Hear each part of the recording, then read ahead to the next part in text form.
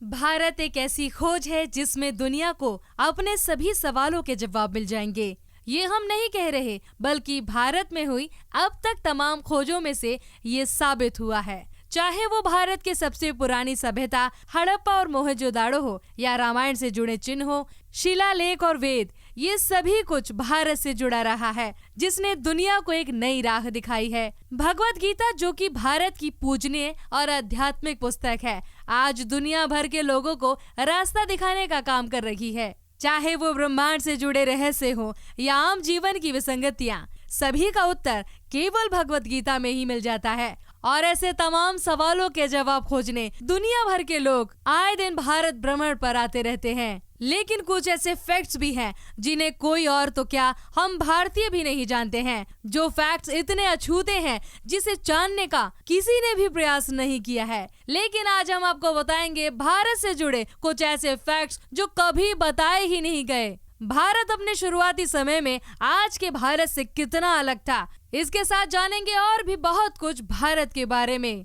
तो वीडियो की शुरुआत करने से पहले वीडियो को लाइक कर दे, चैनल को सब्सक्राइब कर दे और बेल आइकन को भी प्रेस कर दे, ताकि ऐसी ही इंटरेस्टिंग वीडियोस आपसे मिस ना हो जाए। फैक्ट नंबर 1, भारत आज जैसा दिखाई देता है, क्या आज से कई हजार पहले वो ऐसा ही था? तो इसका जवाब है बिल्कुल नहीं, क्योंकि भारत समेत पूरी दुनिया ही आज की दुनिया से अलग थी। आज जो आप इन कॉन्टिनेंट्स को देखते हो, वो सदियों पहले इतने दूरी पर नहीं थे, बल्कि जमीन का एक बड़ा भाग, मतलब बहुत बड़ा भाग एक ही था, जिसे पेंजिया कहा जाता था, जो बाद में टूटकर अलग अलग कॉन्टिनेंट्स में डिवाइड हो गया। इसलिए जो आज का भारत का स्वरूप है वो तो बिल्कुल ही अलग था। फैक्ट नंबर 2, आपने हायर स्टडीज के लिए स्टूडेंट्स को अब्रॉड जाते देखा होगा, मगर क्या आपको पता है कि तक्षशिला, जो दुनिया की सबसे पुरानी यूनिवर्सिटी मानी गई है, वो भारत में थी। यानी पहले अब्रॉड से स्टूडेंट्स हमारे यहाँ पढ़ने आते थे।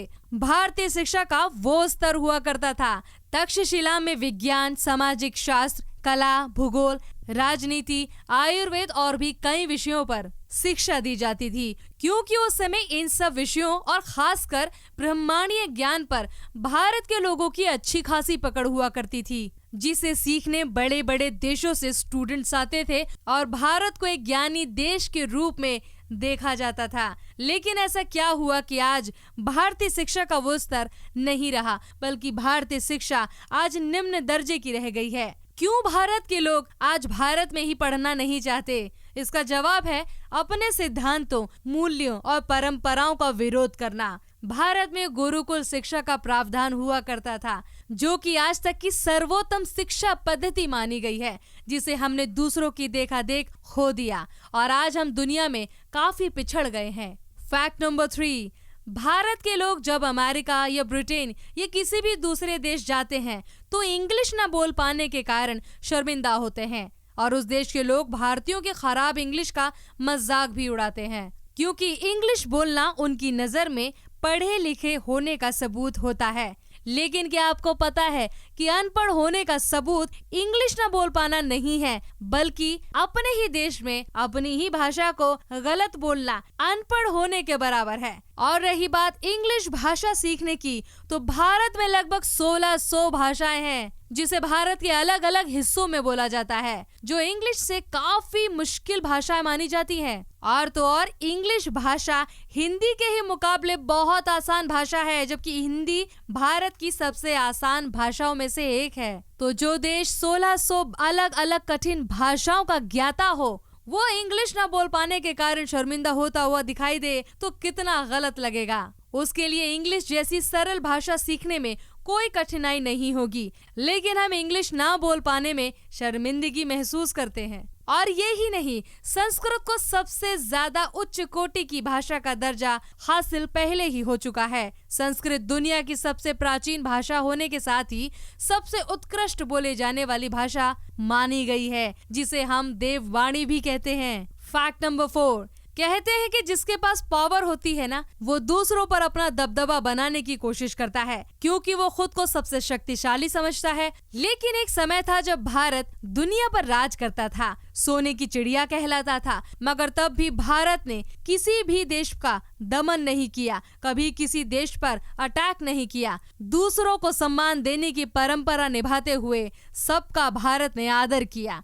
दूसरों ने कई बार भारत की इस परंपरा का नाजायज फायदा भी उठाने की कोशिश की, मगर ये फैक्ट है कि भारत ने कभी किसी पर अपनी तरफ से हमला नहीं किया है। सबसे ज्यादा मजबूत, ज्ञानी और महारथी होने के बावजूद भी दूसरों का शोषण भारत ने कभी नहीं किया। भारत जिसने कभी किसी देश पर आक्रमण नहीं किया, उसने हमेशा बाहर से आने वालों का सत्कार किया है, हमेशा वासुदेव कुटुंबकम की परंपरा को निभाया है। हाँ, मगर सामने से हमला हो तो भारत को देर नहीं लगती उसे धूल चटाने में। इसलिए भारत को आज तक सम्मान की दृष्टि से पूरी दुनिया में देखा जाता है। यह है ना गर्व की बात। फैक्ट नंबर 5, क्या आपको पता है कि भारतीय खाना दुनिया में सबसे ज्यादा तेजी से मशहूर होने वाला खाना है? लेकिन भारतीय खाने की खूबी अभी तक कई लोग नहीं जानते।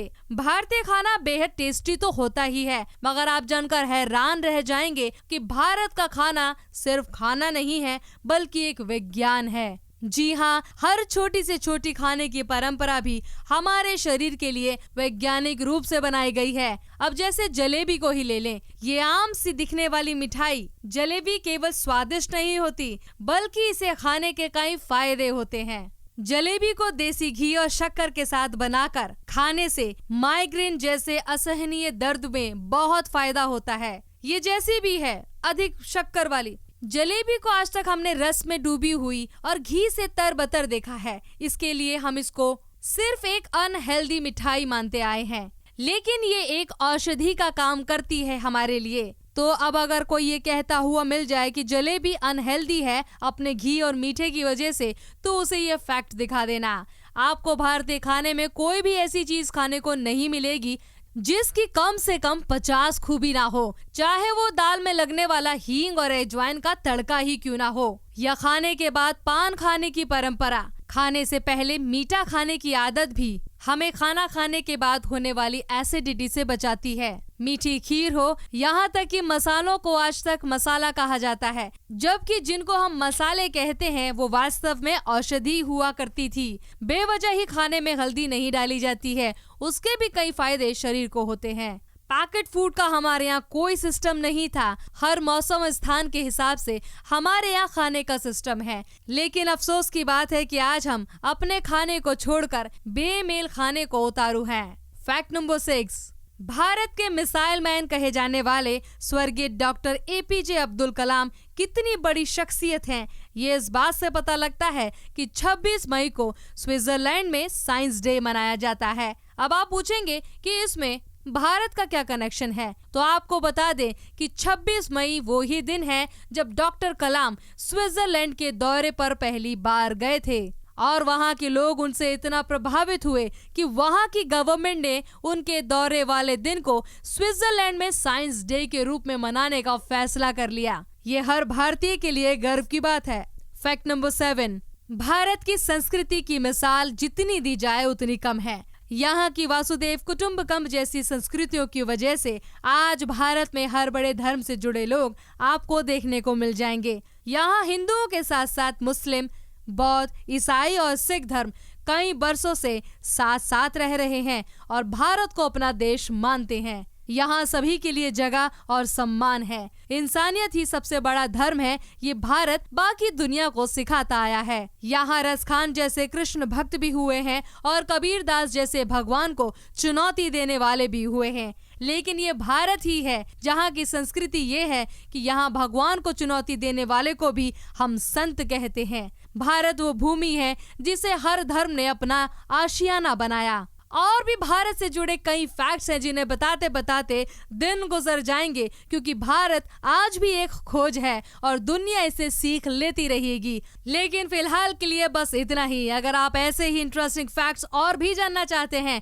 तो हमें कमेंट करके बताइएगा। बाकी वीडियो पसंद आया हो तो वीडियो को लाइक करके चैनल को सब्सक्राइब करें और बेल आइकन को भी प्रेस कर दें ताकि ऐसी ही इंटरेस्टिंग वीडियो आपसे कभी भी मिस ना हो जाए। तो मिलते हैं अगली वीडियो में, तब तक के लिए गुड बाय।